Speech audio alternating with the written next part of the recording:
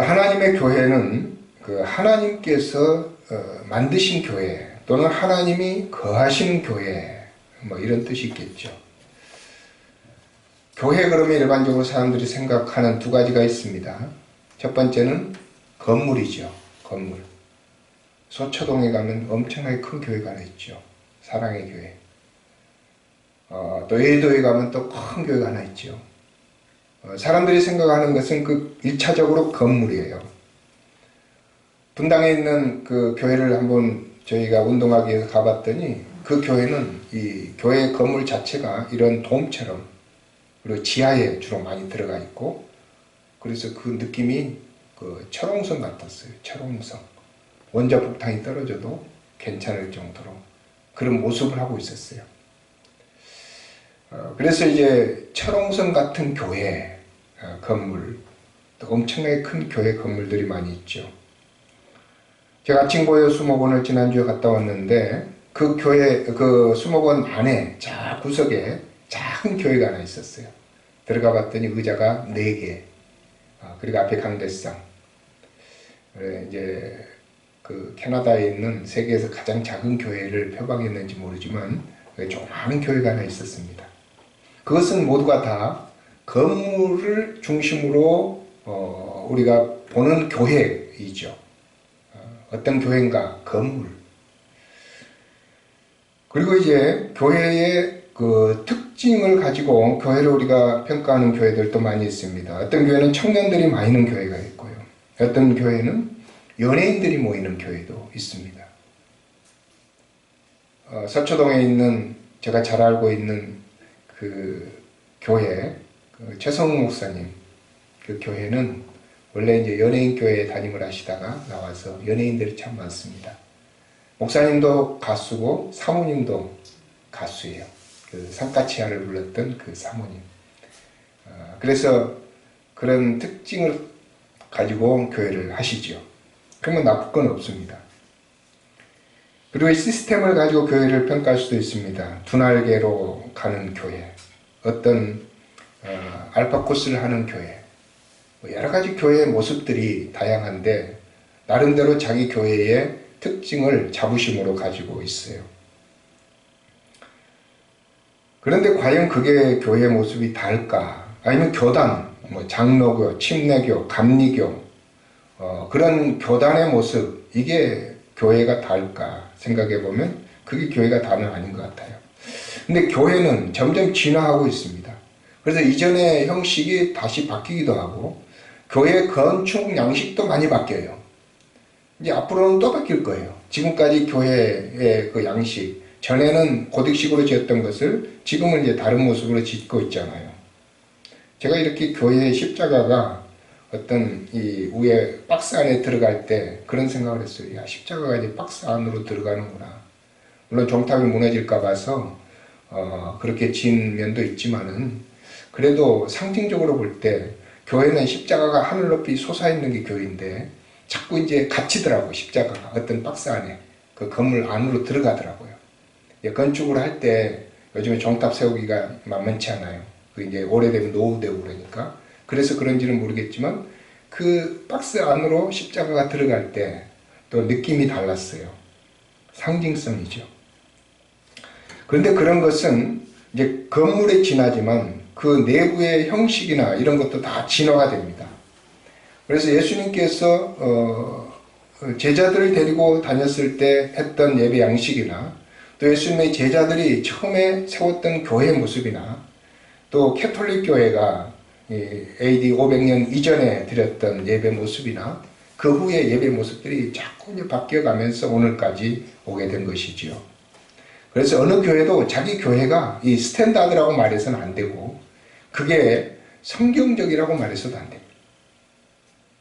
이번 코로나 사태를 통해서 많은 교회들이 이제 다 모이질 못하고 가정에서 거의 뭐 절반도 못 모이는 것 같아요. 요즘에 우리 교회도 그렇지만 가정에서 예배를 드리는데 과연 그것을 어떻게 봐야 될 것인가? 저는 그게 너무 좋은 계기라고 생각을 해요. 우리의 그 생각, 교회에 대한 생각의 패러다임을 바꿀 수 있는 좋은 계기다.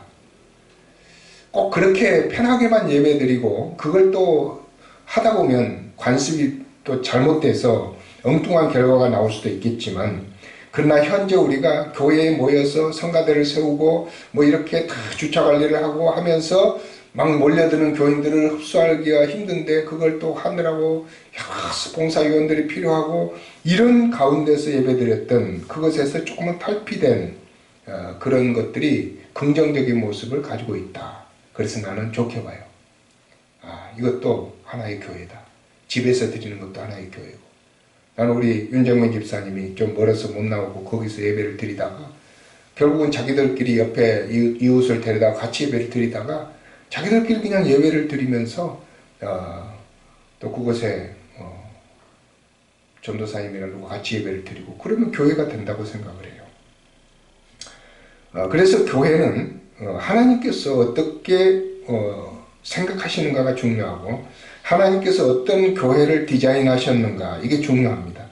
그래서 저는 오늘 여러분들에게 말씀하고자 하는 것은, 어떤 교회가 하나님이 좋아하시는 교회일까, 어떤 교회가 성경적인 교회일까, 그걸 이제 또 생각하면서 하나님이 태초에 디자인하셨던 교회는 무엇일까, 그리고 예수님께서 제자들을 데리고 세우고자 했던 그 교회는 어떤 교회일까, 그것을 생각해 보려고 하는 것입니다. 그래서 저는 교회에 대해서 이 원형, 오리지널 처치를 생각한다면 세 가지를 생각해야 돼요. 제가 입장에서는 그래요. 첫 번째는 에덴 동산에 있는 교회. 두 번째는 예수님 시대에 예수님과 함께 있었던 교회. 세 번째는 우리가 죽어서 갈 천국의 교회. 이 세 가지를 잘 조합을 하고 생각을 하면 교회의 참모습이 발견될 수가 있습니다. 여러분, 에덴 동산에서 교회는 어떤 교회일까요? 에덴 동산에 있었던 교회의 특징은 무엇입니까? 여러분 한번 이야기해 보세요. 에덴 동산에 있었던 교회의 특징이 뭘까요? 천국과 같은. 천국과 비슷하다. 그렇죠. 처음에 에덴 동산에 하나님께서 아담과 하와를 만들어서 이 모든 것에 동물의 이름을 짓고 식물의 이름을 짓고 동산을 거닐라고 했을 때 그것은 천국하고 비슷한 곳이에요. 천국하고 비슷한 곳이기 때문에 다른 여러 세상의 문제들을 가지고 교회로 들어올 필요가 없어. 그냥 그 있는 자체가 천국이야. 너무너무 좋은 것이죠. 그런데 그 천국과 같은 교회의 특징은 뭐예요? 네? 죄가 없다. 죄가 없다고 하는 건 부정적인 측면이고, 긍정적인 측면에서는 뭐가 있어요? 그곳에 하나님이 계시죠. 하나님이. 그러니까 하나님께서 그냥 계시는 곳, 하나님께서 임기해 있는 곳, 그것이 교회다 이 말이에요. 그게 천국이고 그게 에덴 동산이죠. 하나님께서 그냥 자연스럽게 계셨어요. 자연스럽게. 어떤 예배 형식을 갖추지 아니하고 살아가는 것 자체에 하나님이 계셨다. 그래서 그것이 바로 교회였다. 교회 예배 시간이 필요가 없고 교회 장소가 필요가 없고 그냥 삶이 예배고 삶이 교회였다는 거죠.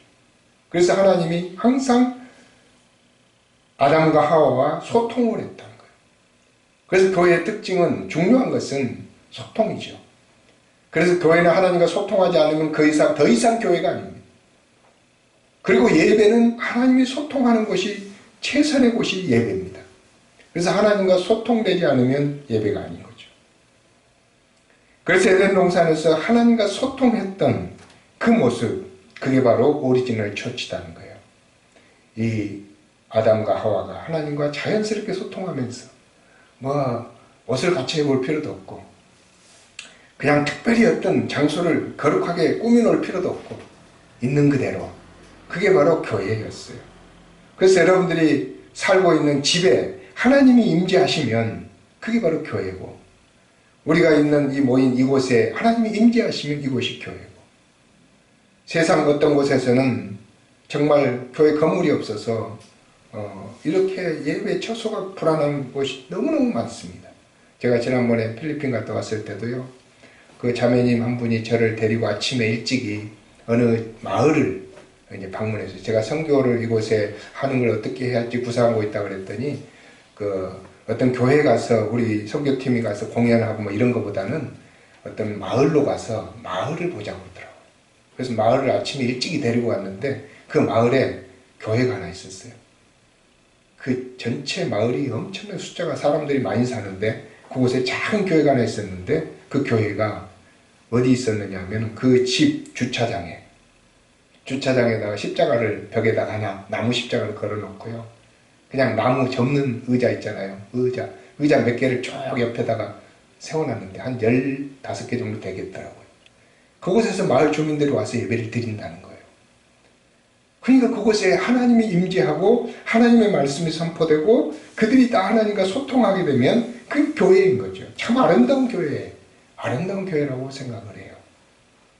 그곳은 뭐 우리 한국에서 많은 돈을 가지고 3천만 원을 들여서 교회를 지어줄 필요가 없어요. 그냥 그것이 교회니까 그들이 하나님을 잘 섬기도록 돕는 게 중요하다고 생각을 해요. 그 바로 하나님의 교회입니다.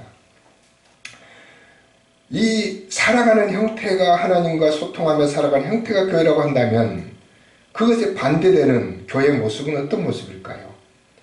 그것은 바로 조직이 너무 타이트하게 되어 있는 교회는 그것에 반대가 되겠죠. 너무 조직이 타이트해. 담임 목사, 단회, 안수집사, 권사, 권사회가 있고, 안수집사회가 있고, 그래서 회의를 해서 뭘 결정하고 하는데 너무 시간이 또 걸리고 또 서로 반대 의견이 부딪히기도 하고, 그래서 이거 회사 같아. 자꾸 가다 보니까 회사처럼 바뀌는 거야. 회사에서 조직 문화를 배워왔던 사람들이 교회에서 그걸 써먹기 시작을 해요. 그래서 이제 그게 일반화되어 버렸어요. 조직이 너무 굳어진, 어떤 교회는 꼭 군대 조직을 갖고 있는 교회도 있어요. 실제로 군대 조직을 가지고 교회를 하는 교회 있잖아요. 구세군. 응? 계급장까지 다 있어, 거기는. 그게 과연 하나님이 처음에 만들고자 했던 교회일까요? 군대 교회? 그리고 그 교회에서 쓰는 용어도 다 그렇잖아요. 여리고 함락작전이니 무슨 별 작전이 많아, 그렇게. 응? 그게 과연 하나님의 교회일까? 제가 지난주에 우리 동기들 모임 카톡에서 논란이 되었던 그 단체가 하나 있었는데 인터콥이에요. 인터콥을 지난번에 어떤 자매님이 저를 소개를 해서 같이 가자고 그래서 나는 인터콥이 조금은 별로 그렇게 자세히는 몰랐어요. 그런데 그래서 생소하지는 않는 거죠. 왜냐하면 많이 들었기 때문에 선교를 많이 하고 또 찬양도 잘하고 그런 단체로 들었기 때문에. 근데 제가 자꾸 가려고 했는데 안 되는 거야. 시간이 안 되고 자꾸 다른 거하고 겹치고 그래서 못 갔어요. 근데 지난주 동기에 어떤 분이 인터콥에 피해를 입은 사례를 올렸더라고요. 그래서 우리 총회에서 인터콥을 이단으로 정지해야 된다. 그렇게 하면서 올렸더니 너무 많은 분들이 그 인터콥의 피해 사례를 올린 거예요. 그분들이 너무 신천지처럼 타이트하게 막 조직을 운영하면서 교회에 침투해가지고 교회 사람들을 끌고 가고, 그래서 교회에 또 분란을 일으키고, 교회에 우리 목사님은 열정이 없고 선교도 안 하고 막 그러면서 사람들을 끌어간다는 거예요. 그래가지고 그 일어난 분란들이 너무너무 많아가지고 그것을 우리 총회에서 이번에 또 연구 대상으로, 그래서 지난번에 이단은 아니지만 조주의를 해야 될 단체로 했었는데 이번에 조금 더 강하게 이단까지는 안 가더라도 그게 주의단체로 나올 것 같아요. 하나님께서 원하시는 교회는 두세 사람이 내 이름으로 모인 곳에는 나도 그들 중에 있느니라. 그래서 그 조직이 훨씬 부드러워야 돼. 아주 가정적이어야 돼요. 에덴 동산처럼 자연스럽게 교회가 운영이 돼야 돼요. 그게 바로 좋은 교회다. 두 번째, 하나님께서 디자인하시고 예수님께서 세우고자 하시는 교회를 보려면 예수님과 예수님의 제자들을 보아야 돼요. 예수님과 예수님의 제자들이 어떻게 살았는지, 그리고 예수님은 제자들에게 어떻게 말씀하시고 명령하셨는지 이걸 잘 보아야 됩니다. 예수님은 예수님의 제자들을 데리고 다니면서 어떤 거물을 세우지 않았습니다. 어떤 그 조직을 타이트하게 만들지 않았어요. 12명을 데리고 다니긴 했지만 그 중에 3명은 특별히 예수님께서 따로 떼가지고 다니기도 하셨어요. 그러나 어떤 조직도 만들지 않았어요. 예수님께서는 그 제자들과 함께 가장 중요한 것은 사셨어요. 함께 사는 것. 12제자를 부르사 그들과 함께 있게 하시고, 예수님과 함께 그들을 있게 하시고, 함께 있게 하려고 그들을 부르시고, 그들에게 능력을 주셔서 전도도 하며 병도 고치며 그렇게 말씀을 하십니다. 그래서 예수님의 제자들이 함께 그냥 다니면서 병 고치는 거 보여주고 함께 이렇게 살아갔던 거죠. 그리고 마지막에 예수님께서 승천하시면서 부탁을 하십니다. 너희는 이 세상에 있는 모든 족속으로 제자를 삼아서 아버지와 아들과 성령의 이름으로 세례를 주고 그들을 가르치고 그들에게 내가 가르친 모든 것을 지키게 해라. 그렇게 하시면서 예수님께서는 이 세상을 떠나셨고, 제자들은 그 명령을 따라서 사람들을 복음을 전하기 시작해서 교회가 생겨나기 시작한 것입니다. 여기서 예수님께서 만들고자 하는 교회는 무엇이었을까? 그 교회는 아마도 예수님이 사셨을 때 행하신 여러 가지를 종합해 보면 그 중요한 핵심은 하나님의 나라예요. 하나님의 나라. 예수님이 처음에 와서 선포했던 말씀이 하나님의 나라가 가까웠느니라 이렇게 말씀하셨어요. 그래서 본인이 하나님의 나라였고 예수님이 가시면서도 너희들이 하나님의 나라가 되라고 말씀을 하십니다. 그 하나님의 나라는 무엇이 중요합니까? 하나님의 나라의 중요한 핵심이 무엇일까요?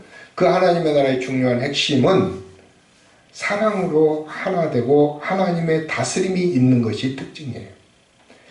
그래서 하나님께서 다스리는, 하나님이 통치하는 그것이 하나님의 나라예요. 그 하나님의 나라를 간절하게 만들고자 했던 것이지요. 그것의 반대가 무엇일까요? 인간이 다스리는 곳입니다. 그래서 우리 교회가 인간이 다스리는 곳이 되어서는 안 되는 거죠. 그것은 교회가 달라지고 깨어지는 것입니다. 예수님은 하나님이 다스리는 곳을 만들기 위해서 제자들을 부르셨고 그 제자들에게 하나님의 다스림이 간절히 있어지기를 원했어요. 그런데도 불구하고 제자들이 서로 시기하고 또 서로 싸우고 그렇게 했을 때 예수님께서는 자신의 몸을 나눠주는 성찬식을 베풀죠. 그래서 너희가 하나가 되라고 말씀을 하십니다. 그래서 사랑으로 하나 되는 것이 교회의 특징입니다. 그 예수님이 이루고자 하셨던 하나님의 나라의 반대, 사람이 다스리는 나라. 그것은 결국 교회가 잘못되어지는 모습이 그곳에 잘 들어있죠. 목사가 다스리는 교회, 장로가 다스리는 교회. 사람이 다스리는 교회는 이제 교회의 변형된 모습입니다. 문제점이 발생이 되는 거죠. 그래서 우리는 교회가 하나님이 다스리는 교회가 되도록 하는 것이 우리의 목표예요. 하나님이 어떻게 하면 하나님이 잘 다스릴까? 하나님이 나도 다스려야 돼. 그래서 오늘 읽었던 에베소서 1장에 보면 하나님이 우리에게 신령한 복을 주셨는데 그래서 우리를 택하셔서 사랑하고 거룩한 흠이 없는 자녀로 만들기로 하나님이 그 기쁘신 뜻대로 우리를 부르셨는데 우리가 그 안에서 사랑 안에서 하나님의 은혜의 영광을 찬송하는 것이 교회다. 이렇게 말씀하셨습니다. 그래서 우리가 하나님의 영광을 찬송하고 하나님이 우리를 다스리게 하시면 우리가 사랑으로 하나가 돼요. 예수님께서 십자가 전에 간절히 기도했던 내용이 그겁니다. 내가 떠나가도 이 제자들이 하나가 되게 하옵소서. 하나님과 예수 그리스도가 하나님과 성령님이 하나가 된 것처럼 제자들도 하나가 되게 하옵소서. 그래서 우리도 성령 안에서 하나가 되는 것. 그게 바로 참된 교회의 모습이다. 이렇게 볼 수가 있습니다. 세 번째 참된 교회의 모습을 저는 계시록에 나오는 천국의 모습에서 찾아볼 수가 있습니다.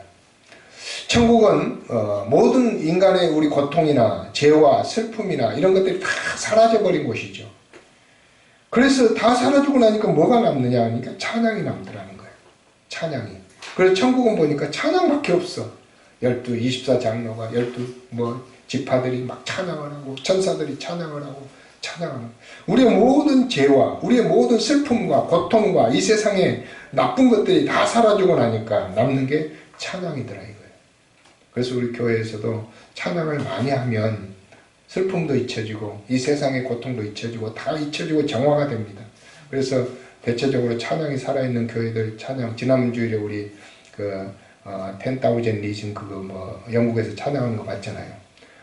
그 오디토리움 밖으로 나가면 다른 세상이 있다 할지라도 그곳 안에 있을 때 하나님의 임재가 있는 그 교회에서는 마치 천국처럼 찬양만 있었는데, 찬양을 하고 나니까 사람들의 마음속에 있었던 모든 죄악과 모든 나쁜 것들이 다 사라지고, 그리고 이제 하나님만 남는, 그게 천국이죠. 그게 천국이 너희 안에 있느니라, 그 말이죠. 하나님께서 우리 안에 거하시고 우리 안에는 찬양만 남고 다른 게 다 사라지고, 그게 바로 교회예요. 그래서 하나님은 교회를 말할 때 어디에서도 건물 같은 걸 말하지 않았어요. 오늘 에베소서 1장 우리가 읽었던 말씀에서도 어느 곳에도 교회라는 말이 없어요. 뭐가 남습니까? 이 하나님의 자녀들, 신령한 복을 받은 우리들, 거룩하고 택하신 자들, 그리고 그 안에서 찬양이 있고 하나님의 통치가 있는 그들, 그게 바로 교회라는 거예요. 그래서 교회가 다른 게 아니라 우리 한 사람 한 사람이 교회예요. 그래서 교회가 이제 모여서 참된 하나님을 서로 찬양하고 높이고 확인하고 돌보고, 그래서 상호 책임을 지는 그런 모습이 바로 교회입니다. 그게 천국의 모습. 천국은 너무 그게 잘 돼 있어요. 천사와 어린 양 예수, 하나님, 그리고 24장로, 모든 교회 성도, 그 14만 4천 명 같은 그런 무리들, 이런 무리들이 하나님을 찬양하는 것들이 완벽하게 이루어진 게 천국입니다. 우리는 그런 완전한 천국을 경험할 수는 없어요. 그러나 그런 하나님이 강하게 임재하고 모든 사람이 세상 염려 다 버리고 찬양을 할 수 있는 곳이 있다면 그곳이 천국하고 동일한 느낌을 우리가 얻을 수가 있어요. 기도를 통해서도 그걸 얻을 수가 있어요. 우리가 방언으로 기도하면서 세상의 모든 걸 다 잊어버리고 간절하게 기도하면 하늘나라가 우리에게 다 임하게 되는데, 그때 느끼는 모든 것은 하나님만이 통치하고 내 의지가 전혀 없고 오직 하나님의 뜻을 따르겠다는 자발적인 마음이 생길 때, 하나님께 모든 걸 다 헌신하고 싶은 마음이 생길 때, 그게 바로 천국이 내 마음에 이루어지는 거예요.